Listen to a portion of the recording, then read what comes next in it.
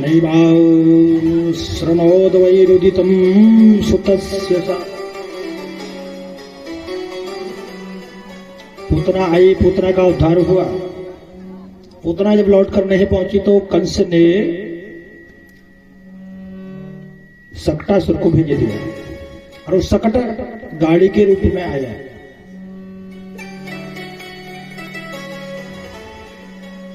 भगवान के करवट बदलने का कार्यक्रम था।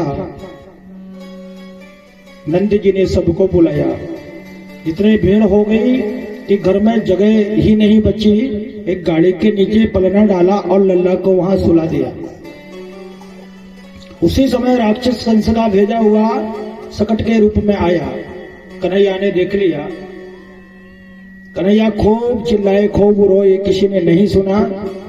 वो राक्षस मारने की नियत से आया था। नैवा शरणोद्वैरुदितं सुतस्य सा। भगवान का रोना किसी ने नहीं सुना। भगवान ने एक लात उठा करके चकड़े पर मारी, चकड़ा उल्टा और राक्षस जो आया था उसका प्राणांत हो गया। बोल वृंदावन बिहारी लाल की जय हो।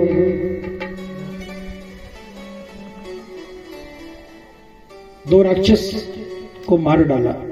ये भी नहीं पहुंचा तो इस बार तृणावर्त को भेजा कंस ने।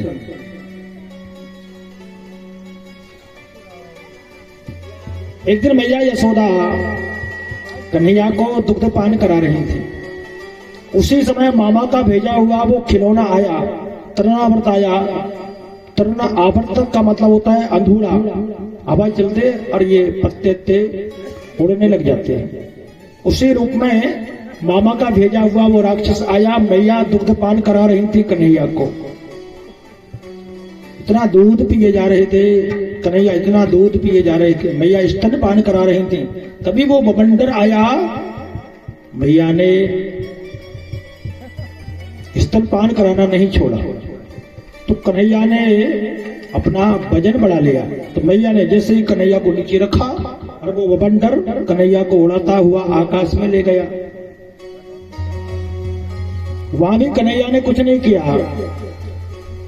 वहां भी अपना वजन बढ़ा लिया तो वो तृणावर्त चट्टान पर आकर गिरा। गिरना और मरना एक साथ हो गया। बोलो वृंदावन बिहारी लाल की। 3 राक्षसों को मार डाला। आगे चलते हैं। वसुदेव जी ने गर्ग जी को भेजा कि ब्रज में जाकर के हमारे जो 2 बालक हैं उनका नामकरण संस्कार करो।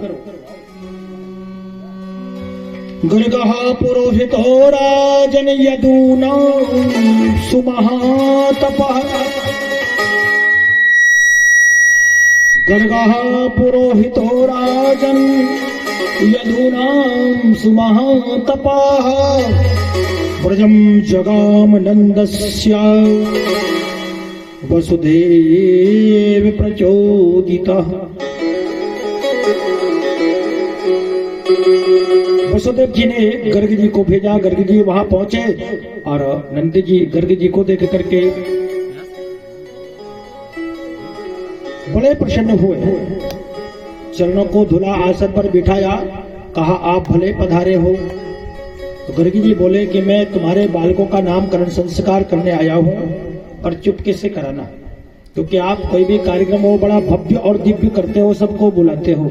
नंद को कहीं नंदी जी से कहा कहीं कंस को पता चल गया कि मैं ठाकुर जी का नामकरण संस्कार करने गया था तो समझो कि मुझे भी जेल की सड़कों के अंदर जाना पड़ेगा।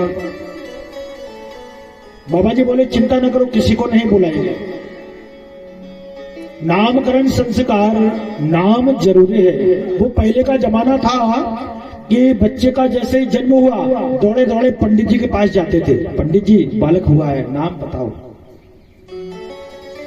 अब कोई कहीं नहीं जाता, मोबाइल से देखो क्या नाम है। परमा का हुआ तो परमा नाम रख लिया, पुणे को हुआ तो पूरन से रख लिया, बुद्ध को हुआ तो बुद्धा नाम रख लिया। कोई कहीं नहीं जाता। अब जमाना बिल्कुल बदल गया। पंडित जी क्या करते थे, नक्षत्र देखते थे, चरण देखते थे, उसी हिसाब से नाम रखते। यथा नाम तथा गुणम। अरे जैसा गुण हो वैसा नाम होना चाहिए।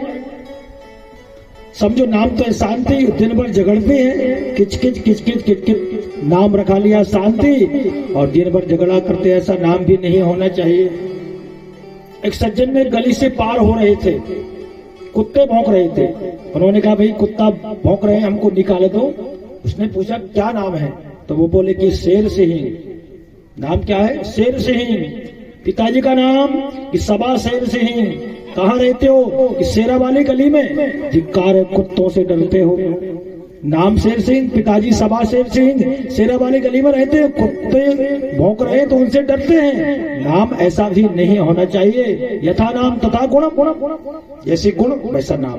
तो पंडित जी पंचांग मिलाकर के नाम रखते थे। माया तेरे तीन नाम। कोई बड़ा आदमी है तो सम्मान से नाम लेते हैं, बीच वाला है तो बीच के अनुसार, छोटा जिसकी कोई गिनती नहीं है उसके नाम को भी बिगाड़ देते हैं। महेश नाम है तो महेशा कहने लग जाते हैं। इसलिए नाम बहुत महत्व रखता है।